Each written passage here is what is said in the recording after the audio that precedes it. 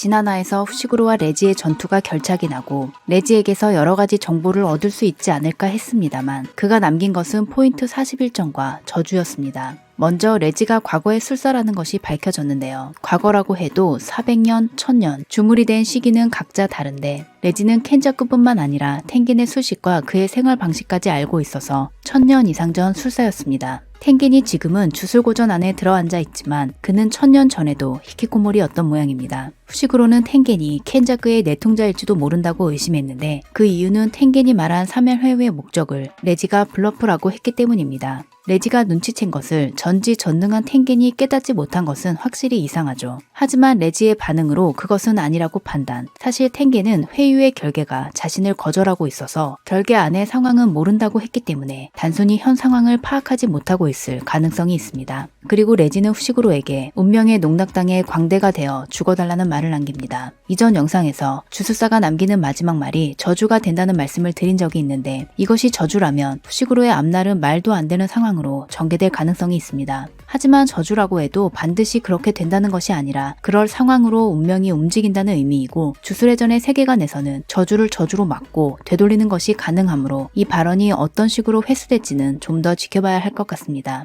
계속해서 타카바 후미히코의 술식이 밝혀졌는데요. 타카바의 술식 코메디언은 그가 웃기다고 확신한 상상을 실현하는 것으로 고조에게도 대항할 수 있는 술식이라고 합니다. 로션인 줄 알았더니 전신 안깎게 또는 몸에 바른 안깎게 때문에 펀치가 미끄러지는 상황이 웃기다고 생각하면 그것이 현실로 나타난다는 것인데요. 예를 들어 고조의 잘생긴 얼굴을 발로 차서 못생기게 만드는 것이 웃기다고 생각하면 무아한 술식을 무효화할 수 있을지도 모릅니다. 치트급의 능력입니다만 사실 아무나 쓸 수 있는 술식은 아닙니다. 예를 들어 후식으로라면 이런 술식은 있으나 마나겠죠. 그리고 술식을 술사 본인이 자각하지 못하는 것이 속박으로 작용하는 것 같은데 그렇다면 시게모 하루타의 술식처럼 반대로 의식해서 사용할 수는 없을 것 같습니다. 이번 화에서 나온 타카바의 대사에는 옛날 개그맨들의 멘트가 섞여 있어서 그가 술식을 개화할 당시에 반반이라고 하지만 사실은 73 정도가 라는 말도 더 센터맨이 웃기다고 생각한 것뿐 나나미와는 아무 관련이 없었습니다. 레지의 죽음을 알게 된 하제노키는 전의를 상실하고 레지 일당은 강제 해산하는데요. 후식으로는 포인트를 벌기 위해 옥견을 시켜 레미를 추격합니다. 예전의 후식으로라면 상상하기 힘든 행동입니다만 사실 그가 추가하려고 한 룰은 2개, 포인트를 양도하는 룰, 포인트를 사용해서 사멸회유로부터 이탈하는 룰. 첫 번째는 이타도리가 성공시켰고 두 번째 룰을 추가하기 위해서는 아직 포인트가 부족하기 때문에 약한 상대를 만났을 때 상처 없이 포인트를 벌 수 있다면 공격하는 것이 적절한 판단이기는 합니다.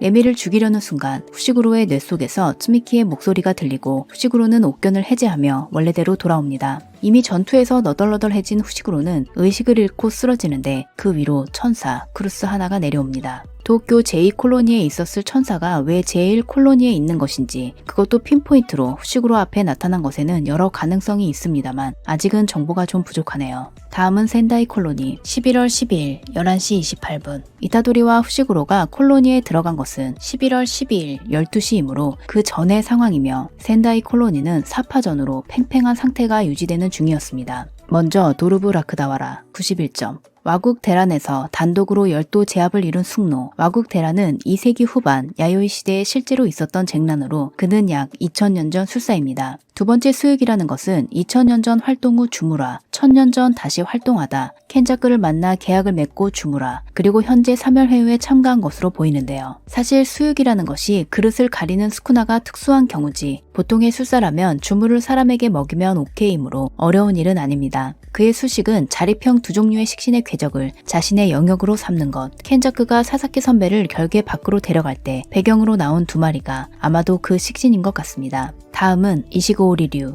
77점. 플레이어 제1의 주력 출력을 자랑하는 대포. 오코츠는 플레이어 제1의 주력량을 가지고 있어서 두 사람의 전투는 꽤 볼만할 것 같습니다. 그리고 160화에서 리젠트 머리를 한 듯한 사람이 있었는데 동일 인물이 아닐까 싶습니다. 우로타카코 70점. 전직 토우시 직속의 암살부대 1월 성진대 대장. 토우시는 후지와라 씨의 약칭으로 후지와라 씨는 헤이안 시대의 최고 권력을 지녔던 가문입니다. 오코츠의 선조로 알려진 스가와라노 미치자네와는 대립관계였으며 미치자네에게 죄를 씌우고 좌천시킨 것이 바로 후지와라 일족입니다. 오코츠에게 이런 사실은 역사 속의 일일 뿐이지만 우로타카코가 오코츠가 스가와라의 자손이라는 걸 알면 어떻게 반응할지 궁금하네요. 마지막은 쿠로우루시 54점. 그 정체는 켄자쿠가 주령 조술의 지배에서 제외한 바퀴벌레 주령입니다. 넷상에서는 켄자쿠도 바퀴벌레는 싫어한다는 농담이 많이 보였는데 인간의 증오나 공포의 정도는 주령의 강함에도 영향을 주기 때문에 이 주령은 틀림없이 강할 것 같습니다. 이 사파전의 일각을 떨군 것이 오코츠 유다. 공식 팬북에 따르면 리카의 해주 후 사급이 되었다가 다시 특급으로 복귀한 것으로 되어 있는데 그 기간이 고작 3개월이었습니다. 그리고 도르부 라크다와라를 처리한 것을 보면 오코츠는 확실히 영역 대책을 가지고 있고 이미 35점을 획득했기 때문에 7명을 처리한 것이 됩니다. 주저사라고 해도 사람을 죽일 생각이 없는 이타돌이 스스로 점수를 획득할 각오를 굳힌 후시구로와는 달리 선배들은 이미 사멸 회유가 시작한 시점부터 냉정하게 회유에 임하고 있었던 것 같습니다. 개개 선생은 초등학교 5학년부터 센다이에 살았기 때문에 실제 장소를 배경으로 한 전투를 볼 수 있을 것 같은데요. 오코츠 시동이라는 것으로 다음화에서도 오코츠 선배의 활약을 기대해 봅니다. 그럼 저는 다음 영상으로 돌아오겠습니다. 구독과 좋아요는 큰 힘이 됩니다. 영상을 시청해 주셔서 감사합니다.